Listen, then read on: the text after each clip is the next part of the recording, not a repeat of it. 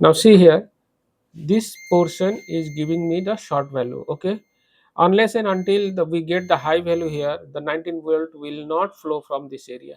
Now what we will do, we will check the every section of 19 volt area. See, this is the CPU section of 19 volt area, and this is the MOSFET where the 19 volt flows. Okay, now see here, this area, this all area is giving me the short value. Okay, here is, now we have, what we will do, we'll see the all the 19 volt section. Yes, might will get some capacitor here problem. Let's see the all the capacitor of 19 volt area. Let's see here, this is also the 19 volt area. These are the MOSFET of 19 volt. Here the coil which comes 19 volt here. These all are showing me short. Now see, any component faulty. Yes, with tweezer you can check like this. Any capacitor fault? No. Now let's see another area, standby area. Here,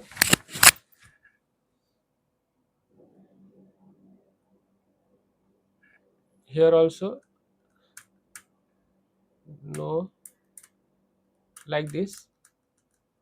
Any capacitor, most probably will get here capacitor fault.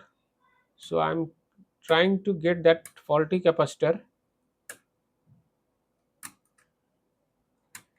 Okay, we are not able to get here. Okay, now another section. Let's see.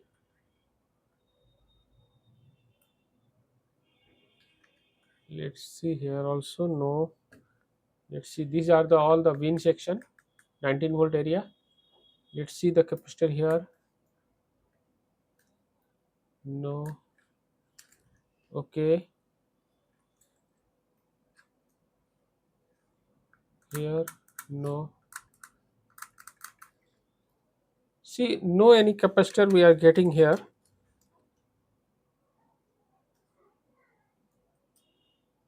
Yes, yes, here also not. Let's see in charging area. These are the charging areas. In this section also no capacitor is swollen. Yes, no. Okay, now what will be the process? Let's see.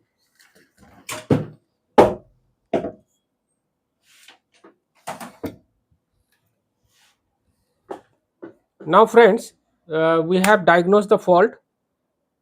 Here one fault we got, that the first MOSFET is short and the CLR portion is getting the low value. That is means, it means it is also the short. Now we have to find out the short components from the whole motherboard. We have searched in motherboard, no any components getting some mm, swollen, or it is the faulty components we could not find.